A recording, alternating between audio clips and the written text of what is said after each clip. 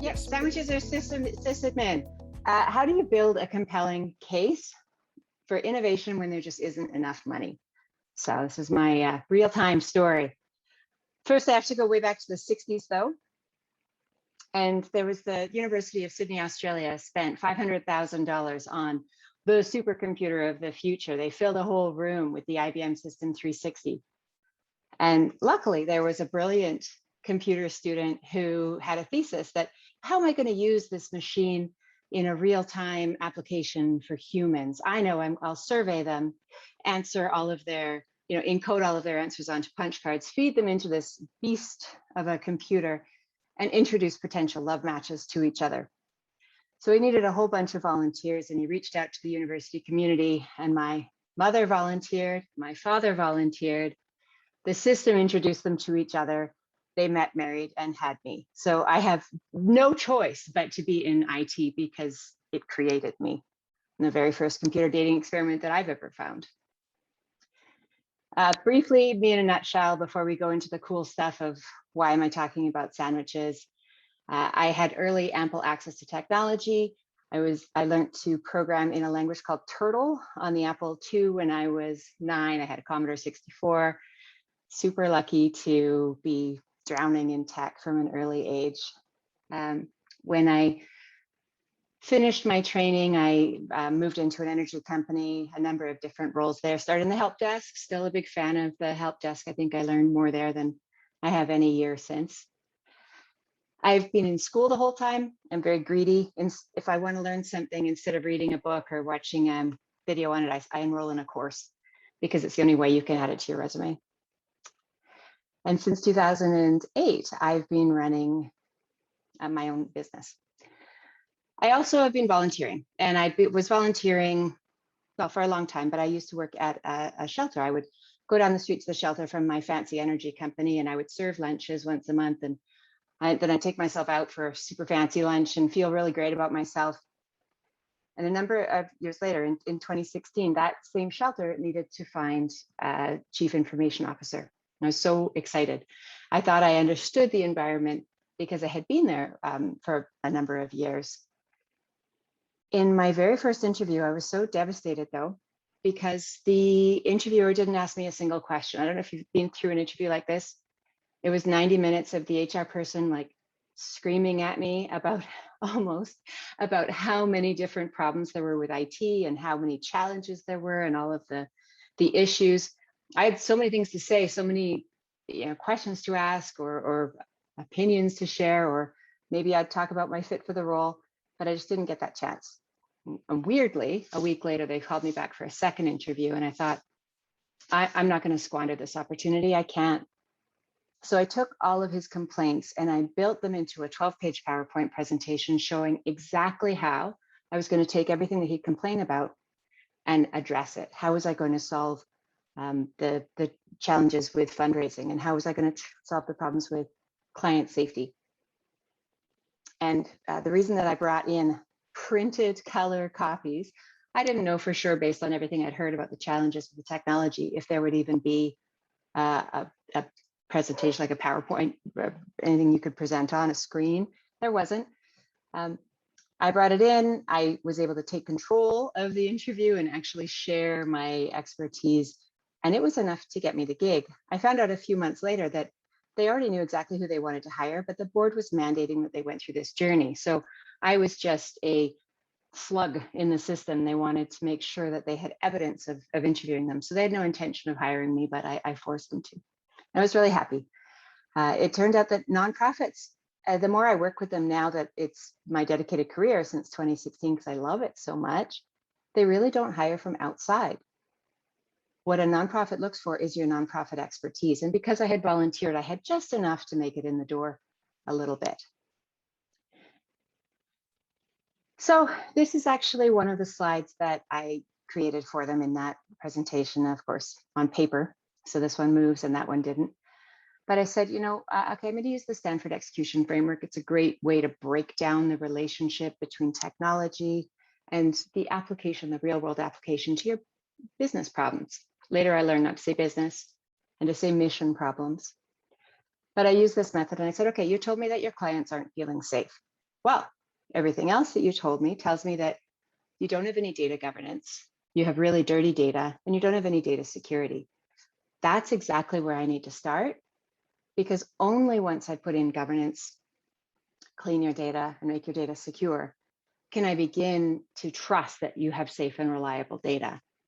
Only once it's safe and reliable will I even be interested in doing integration of that data from all of the different data sources we've talked about. Then is when I'll be able to actually determine what safety metrics align with the social workers on the front lines. Once we're able to measure things, I'll be able to have intelligence and share with you insight about what time of day is the most challenging, what are the client types that interactions are the most effective with. This is how we're going to use your data to make the clients feel safer in their building. It's an IT problem. Of course, I see everything as an IT problem, but I really have found using this framework and drawing it out helps others to recognize that it's an IT problem.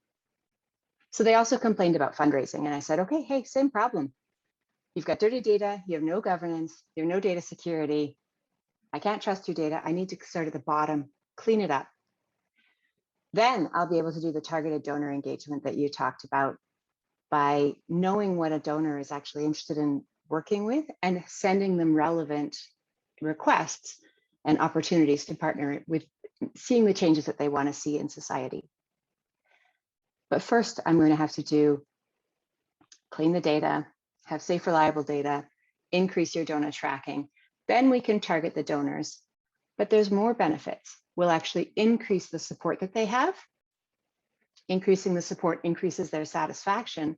We're going above your level now because a satisfied donor will recommend donation. They will donate more to you, and they will recommend donating to others, as well as they will advocate for societies and partnerships that they have for them to donate to us as well. So it's a very lucrative model, and you're not able to access it because of the challenges that you have at the very bottom. So it's all these people working so hard to make people feel safe and to engage the donors, but the information, the knowledge is lost.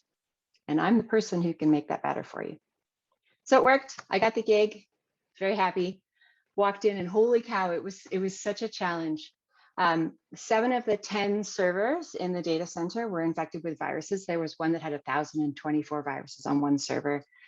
The hardware was totally obsolete. The software was obsolete. They weren't supported. They weren't even acknowledged by Microsoft anymore. 5 of them had been incorrectly configured in the first place. 1 was broken, so if I wanted to increase the memory, I couldn't even. Somebody had tried to jam in, I guess, a donated card in the bus port. 3 of them had just an unacceptably low amount of memory, and the most important server running on 2 gigs was, I don't know how it worked. I still don't know how it was possibly working in the first place. It also wasn't even being backed up. And from a security perspective, they were using LogMeIn to share that data with multiple locations, because it wasn't just this large facility, it was a number of other locations throughout the city. We were basically broadcasting some really vulnerable information. There was a cassette player, there was a VHS player, and the telephony system was amazing. The person who'd been the leader of IT before me had been there for 20 years, and he did a great job. He was very innovative. He was never given a line item budget for technology. So he took all of his time and his hard work, and no partnership, very little staffing, 2 IT helpers, they were called, and just did his best. Like, he found this Army surplus PBX, and he managed to turn it into a mostly functional telephony system where the voicemails, yeah, they'd go missing sometimes for a couple of weeks, but they'd show up again. So it was really neat, the Rube Goldberg machine, the kludge that had been created without, just out of donated hardware and free software, and never burdening the mission, never taking away a sandwich from someone in need of a sandwich by daring to invest in technology. But having done that for 20 years, cataclysmic failure was imminent.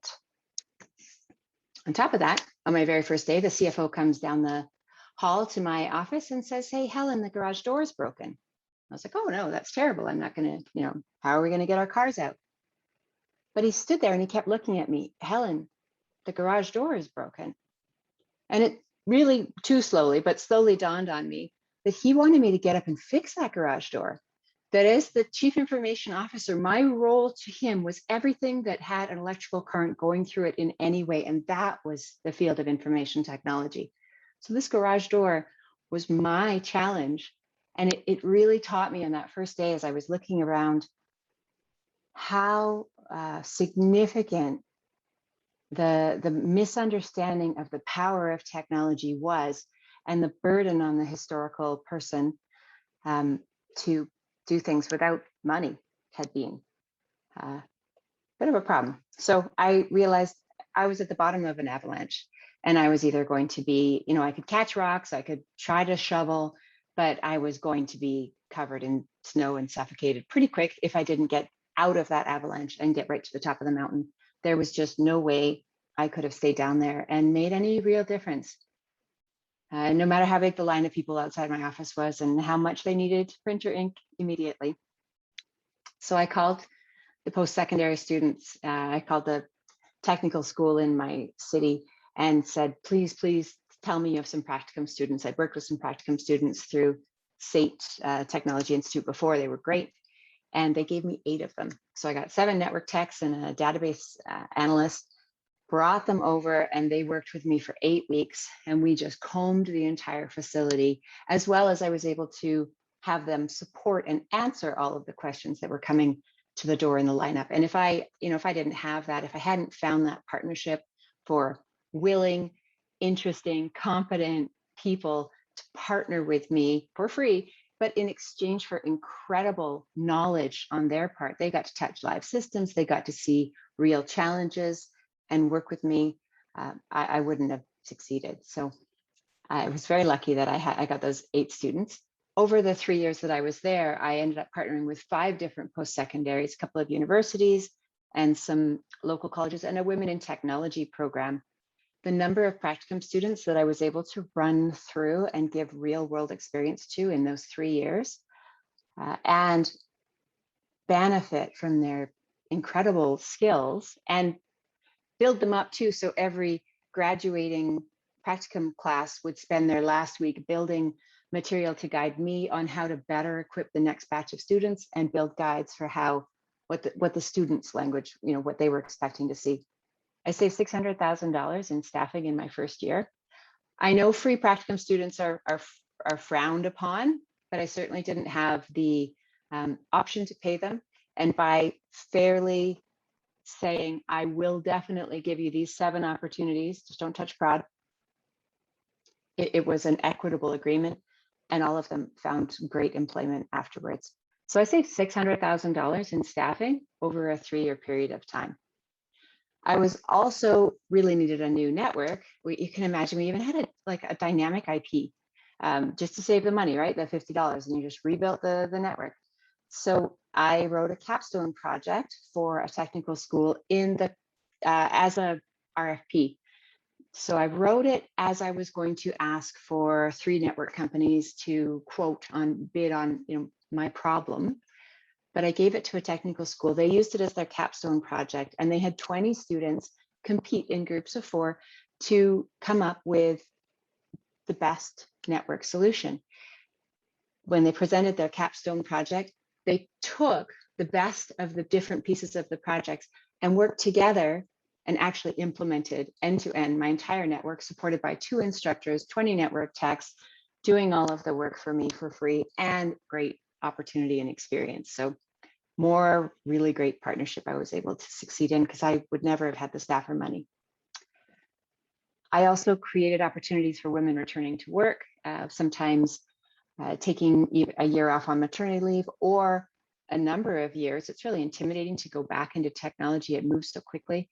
But anybody that I'd worked with in the past that I knew was interested in returning, I made them a deal. Hey, what can you do? What time do you have?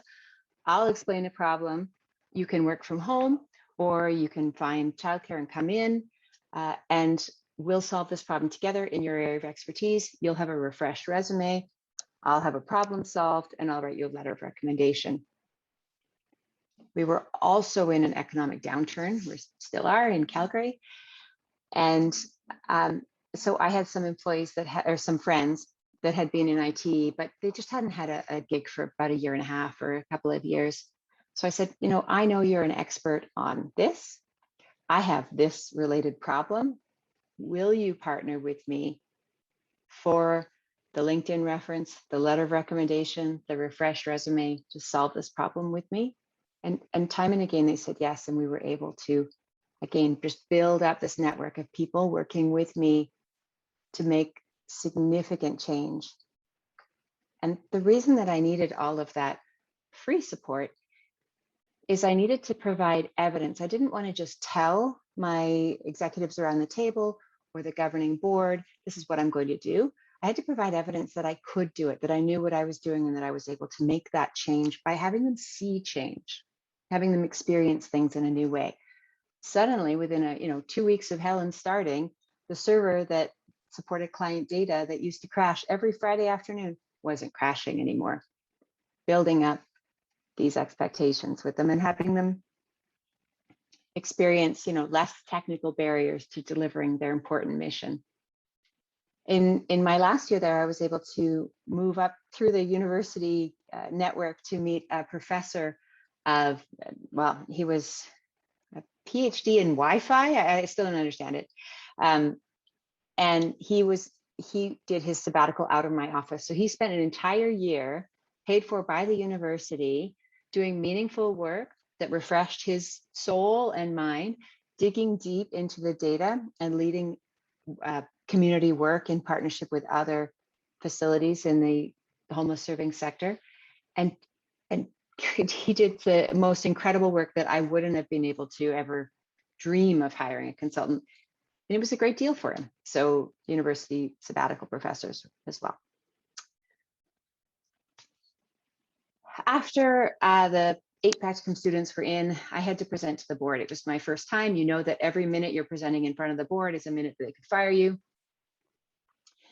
And I worked really hard on the presentation. How am I going to show what I'm seeing? Because what I'm seeing, I've never seen anything like it. I tried to build a heat map and it ended up entirely red. And I thought I'm going to look hysterical. I look like Chicken Little. So I used a few different angles to just describe the problem.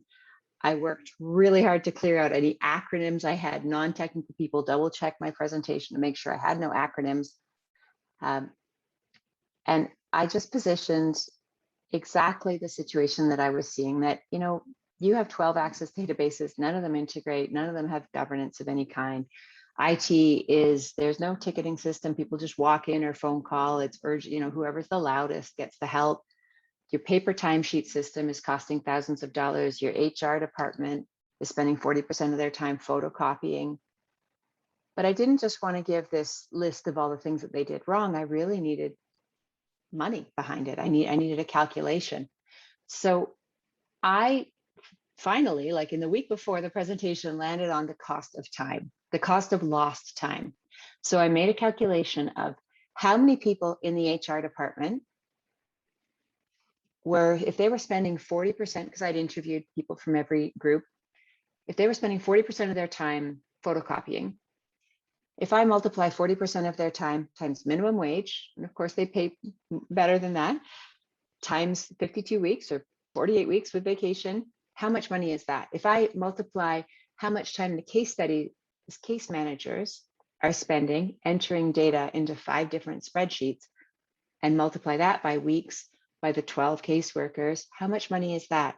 So I went through every department and I made the same calculation, and I was able to prove for the first time that the cost of saving money that they thought they had been doing by never dedicating any funding to technology, it was costing them millions of dollars a year, millions of dollars of lost effort.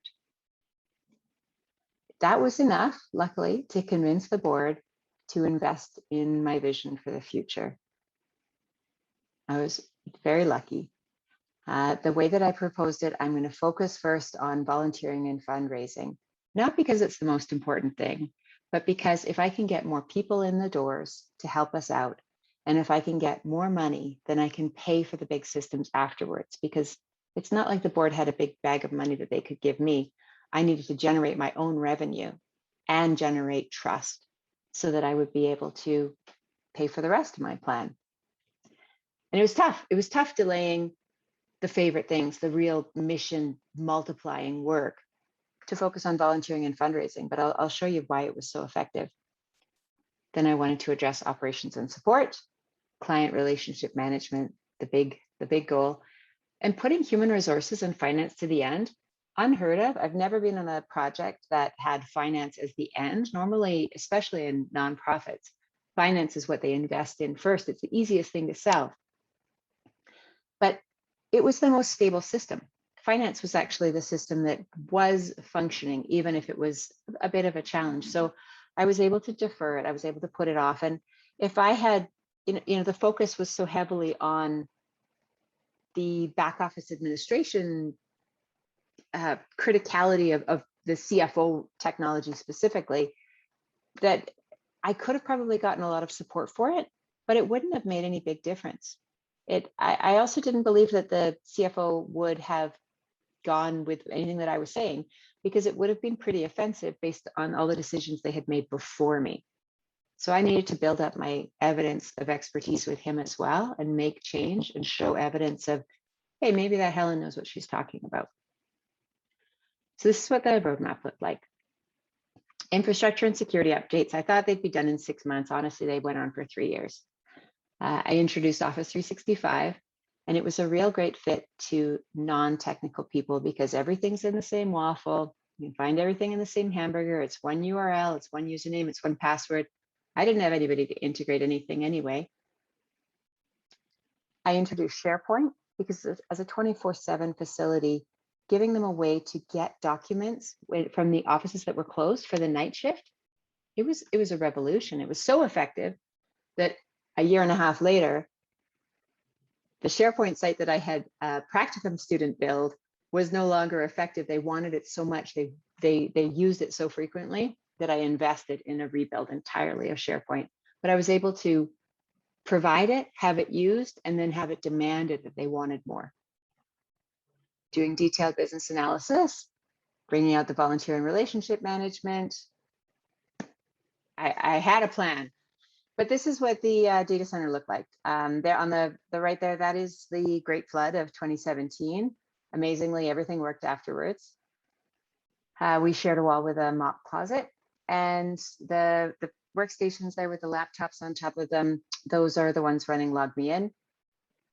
And the stereo, the cassette player, it was playing the hold music amazingly. I don't know if anybody was ever on hold for 30 minutes and would have heard the clunk like at the end of the tape noise, but it was really an impressive, if not elegant, solution. I need to fix this as well, with partnership from corporate donations and the skill of the students that I was bringing in, who, by the way, I would hire the best ones, because I would be providing evidence of doing a good job. They would really like this person. I was able to position, well, I can keep that person, but I'm going to need X. And I went from 2 IT helpers who didn't have an IT background to a team of 15 over the 3 years, while increasing the students to more and more. So eventually I had 60 people working in the same area at the cost of just 15. We were able to completely rebuild the data center. But this is the solution to that sprinkler head that you see up the top. And I looked around for a long time. I investigated, getting rid of the sprinkler was going to be $40,000 to put in a gas system. Moving the sprinkler was still going to be $20,000 because it was on the sixth, the order was really difficult. But the umbrella was only $40. So it's still in place to this day, and it's been highly effective. So sometimes just because no one's done it doesn't mean there's not a more effective solution. And then as I worked through the user journey, I had to bring non-technical people up a lot of levels. I did some organizational change management assessment of the users, and I had the supervisors divide their staff into people that needed a lot of help, people that needed a little help, and super users. I really leveraged those super users. I made a lot of binders. It may not be the popular thing in a modern company to have binders. And then I found out that binders were so desired that people would actually dump my technology information and use the binder for something else. So I ended up having to stick them to the back of the monitor with these cords and turn them into permanently bound. But there were a lot of learnings as I went through this. So when I rolled out Office 365, I sent the Microsoft links. I sent an email to everybody. I sent a Microsoft link and to the videos. And I was like, this is how you use it, because they had been using their personal email up until that point. So not very secure, but I at least had a way to send them things. And it didn't work. It didn't work at all, because the way that people in the social services sector that I've worked with now chose to learn the most effectively was from somebody they trusted, somebody in the room that they knew already, they had a relationship with, who was talking them through the journey. So I lost a few months sending them these links and being like, how come nobody's learning? That's how I learn. But just taking the investment of having one of their own teach them in a room where they were safe and comfortable with the computer and could run through the processes. And then I was able to group the courses by who needed the most help. We ran a longer course with them, 12 weeks, starting at the mouse basics, or a short course really overusing the super user method. It's still, the change agent is still a strong approach. But there were no shortcuts to elevating the technical literacy of the people who hadn't been served by technology before. Maybe they'd been in nonprofit for 20 years and they just didn't believe me that technology could make such a big difference. And so I had to be really careful to make it palatable, make them aware of what the change would do for them, make them desire the change well before I barged in and handed them knowledge and training on how to implement that change. Eventually, I had to introduce passwords, one per person. Why didn't I implement it right away is because I would have been drummed out of the building. But having individual usernames with passwords that were complex, that changed, was a journey on its own. There was a dog that was in the office, and most of the people's passwords on that floor, I believe, were the name of the dog. So I feel like I can be a super criminal now. And any office that has a dog, I can definitely do some cybercrime there.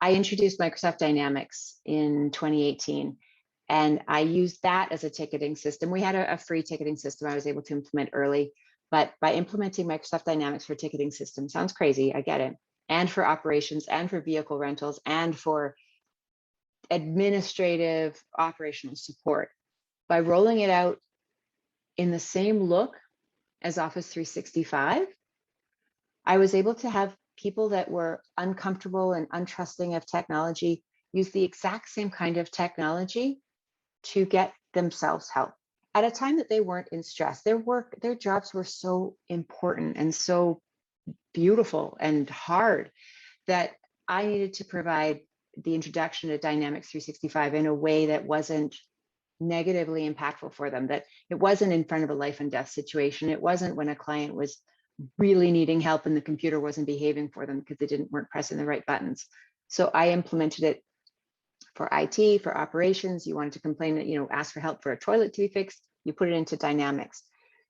That way I was able to slowly get people to be more comfortable with Dynamics before I replaced the relationship management tool that they used all the time. So they had months of exposure to Dynamics in a less impactful way. So by the time I replaced the client relationship management system, they spoke that language. They were comfortable with the tool. They knew where to find things. They knew how to print, and it made a big difference.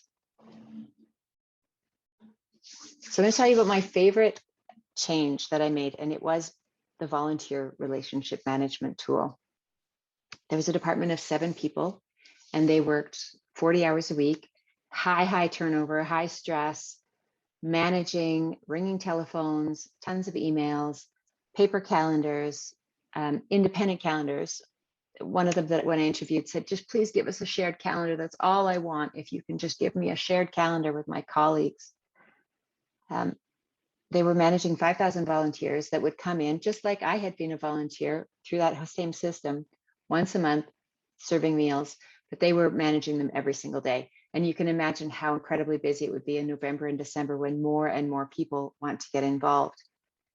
As I started to work with more people outside of the facility, I'd also hear stories like, oh, I tried to volunteer there and nobody answered my call.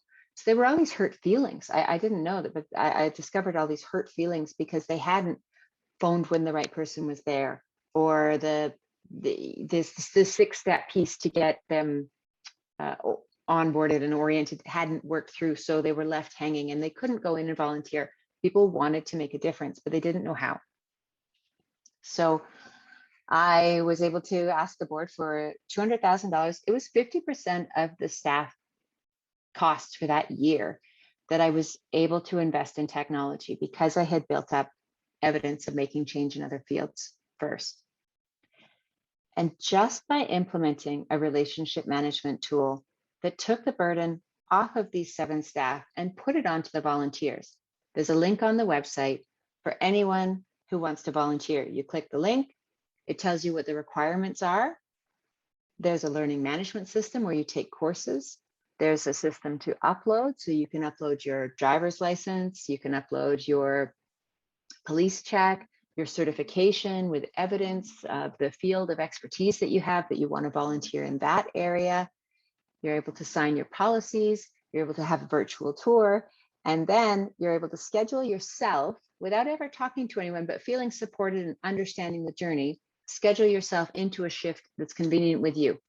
All the burden is on the volunteer who's so excited and has all that energy to put in the time. And the volunteer coordinators don't even know about you yet. But the day that you're coming to volunteer, they see there's a number of, there's 20 people coming for breakfast this morning. I have been on shift with 6 of them before. So I'm going to try to remember their faces and greet them by name. And I'm going to give a nice warm welcome to the other 14. Just by implementing this system, it completely changed the relationship. It changed the turnover in that department, dropped spectacularly. It returned 20 hours per person times 7 people every week to that department. And they were able to turn that time into relationship building. They built, they didn't really know necessarily who was coming before. And they were also able to increase the caliber of volunteers. The difference that made, it doubled the number of volunteers annually from 5,000 to 10,000, because all those volunteers that wanted to reach out and hadn't found a way were now able to get into the system and schedule themselves. The relationship building, it increased the annual donations by $5 million. The ROI on a $200,000 project, spectacular. But the biggest change was by having so many more volunteers to do many of the menial tasks, cleaning, hygiene, prep meals, donation sorting. It freed the social workers, the skilled, trained experts in helping people find housing and make changes, to focus entirely on their area of expertise. And the following year, they housed 41% more people. I see it all linked to technology because I'm a nerd. I don't for a moment think that I can take the credit of the spectacular leader who is leading the social workers to take advantage of that time and drive this change to see this level of housing people, or the volunteer director and all of the difference in fundraising and all of the incredible work that she did.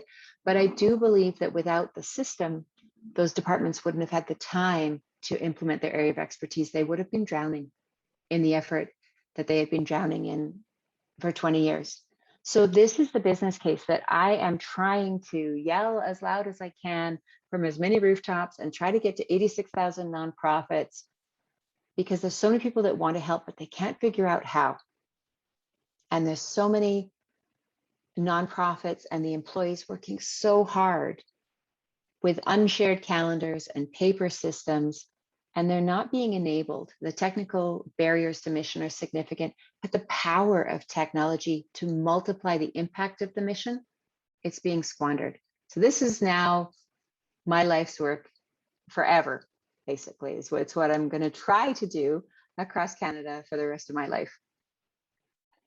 Through that, I have this website. Some friends and I are working on really translating to the executive directors, the leaders of these facilities, the incredible value that technology can bring, including that case study we just talked through, so that they understand, hey, maybe I shouldn't just use donated hardware and free software. Maybe I should advocate for somebody on my board to have technical expertise and get that role in my executive instead of under the finance leader.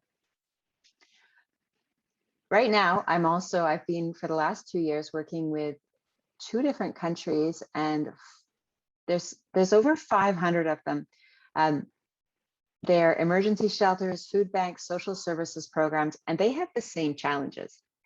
The calculation that I've done on making one sliver level of change, it's an $18 million project. So it's a lot bigger money now that I'm asking for than the 200,000 of days of yore. And I can't solve this problem with students this time. So all of my student expertise, it's on pause because I have a larger, broader problem across the country, or 2 countries that I'm loving. But the ROI, I use the same calculation. How much wasted time times how many people times how many weeks in the year, $50 million. Losing $50 million because the value of technology hasn't been understood by nonprofit, and investing in technology has been just a misunderstanding. There hasn't been private technology advocates. Senior IT leaders with private and public expertise aren't even interviewed or hired into nonprofits. It's just been left behind to the tune of $50 million a year at these facilities.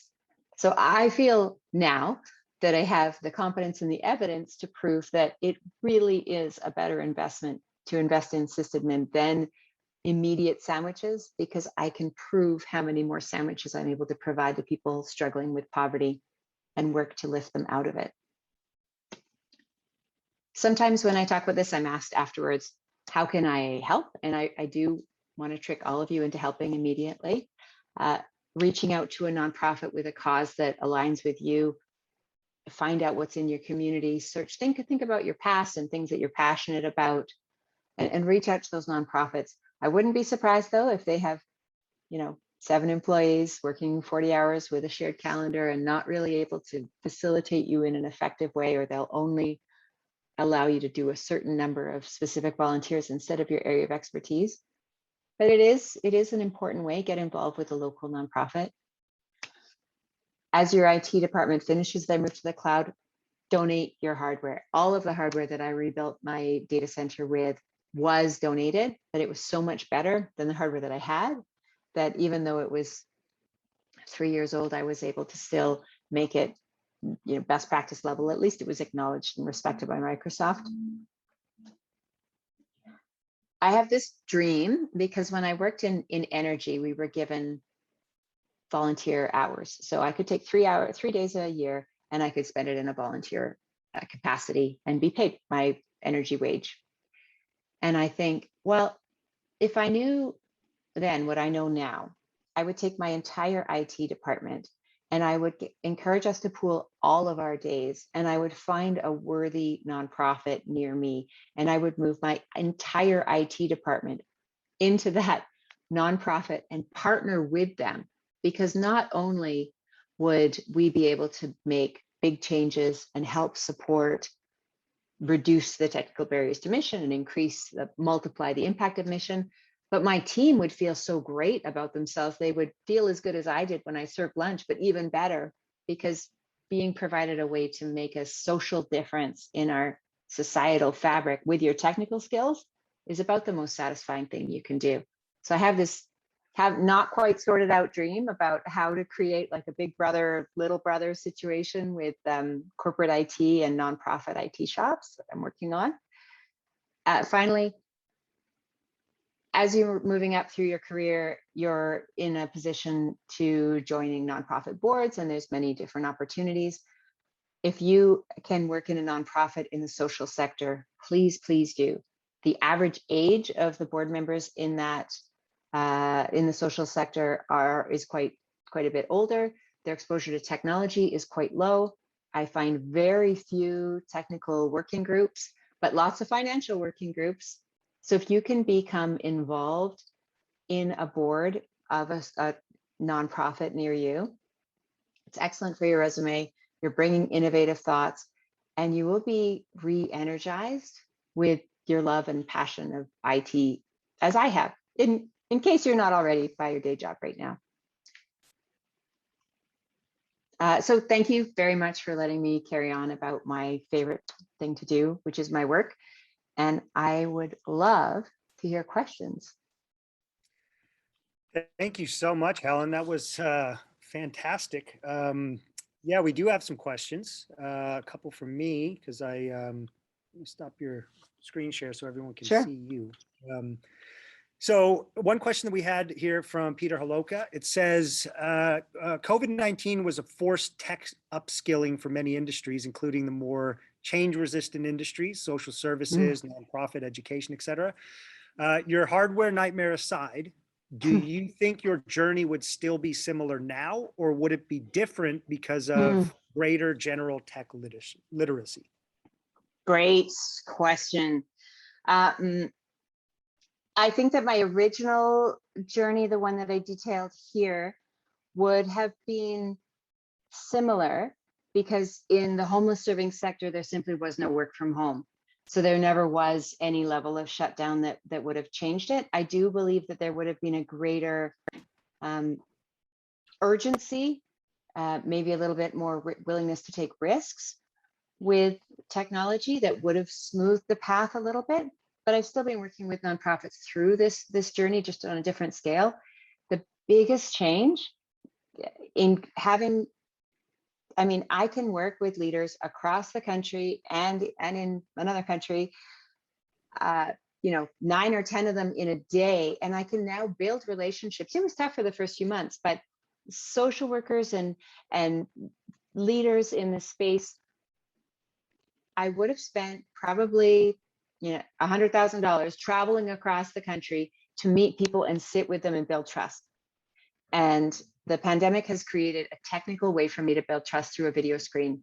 And that was absolutely inaccessible 2 years ago. It is a huge gift that I can now get on a video screen and I can talk to someone who had never been on a video call 2 years ago and bond with them and talk about them and have them feel heard and get the same bucket filling on both sides and build that trust and have them come along with me on the journey I want them to take through video, because I would have had to drive across the country, honestly. And it would have taken me therefore 5 years longer. And I don't know that we have that time with what's happening. Yeah, it's very true. Couple questions here. One, how would you suggest going? Well, this is kind of a two-parter. It's two questions. Dom and Kevin both asked the question. One is, how do we go about finding nonprofit boards? The other question is kind of it's a separate question, but it goes along the lines.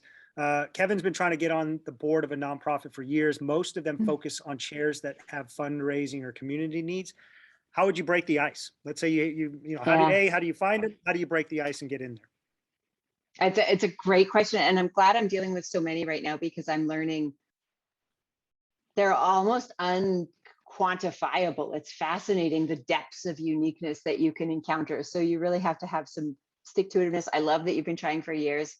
The IDC, I'll get those mixed up. The International Corporate Directors Group has a nonprofit certification. It's a 2-day course. You get a great cert on your resume that doesn't cost $20,000 and take a year and a half, like the ICD.D. Then you're really attractive to a nonprofit, and you have access to the ICD pool, which is where people find a lot of board members. So you can advertise yourself there and people will come to you.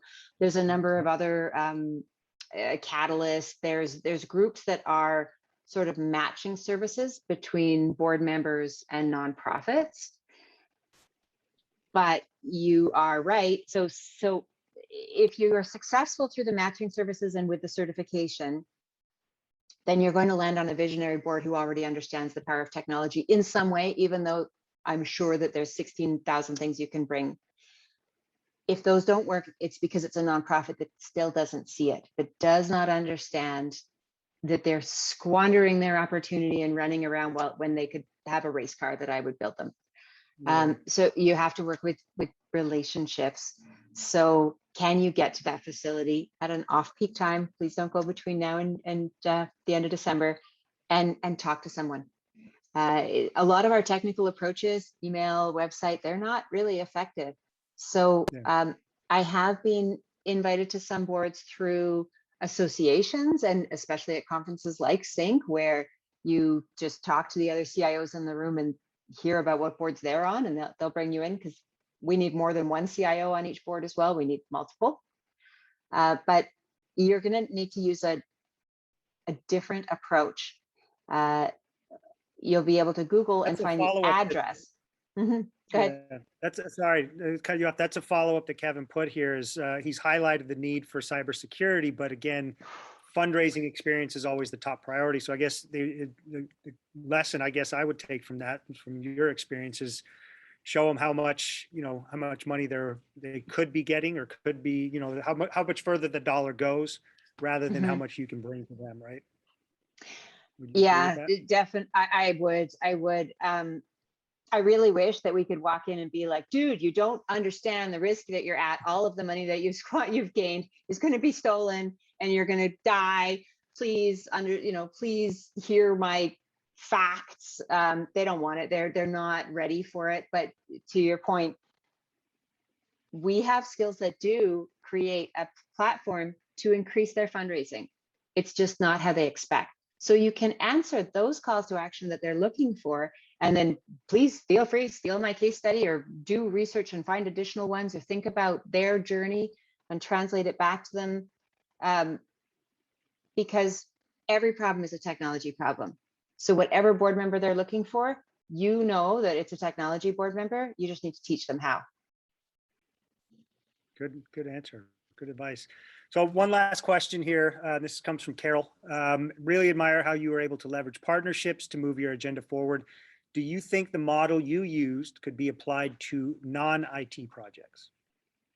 Oh, yeah. Yeah.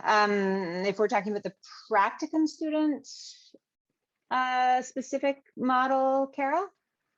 Maybe, Carol, you can put it in the chat. Sorry. You can expound on that. But yeah, I mean, one question that I had for you, and you kind of brought this up, but everyone who's on this, and Carol said yes. I'll let you finish.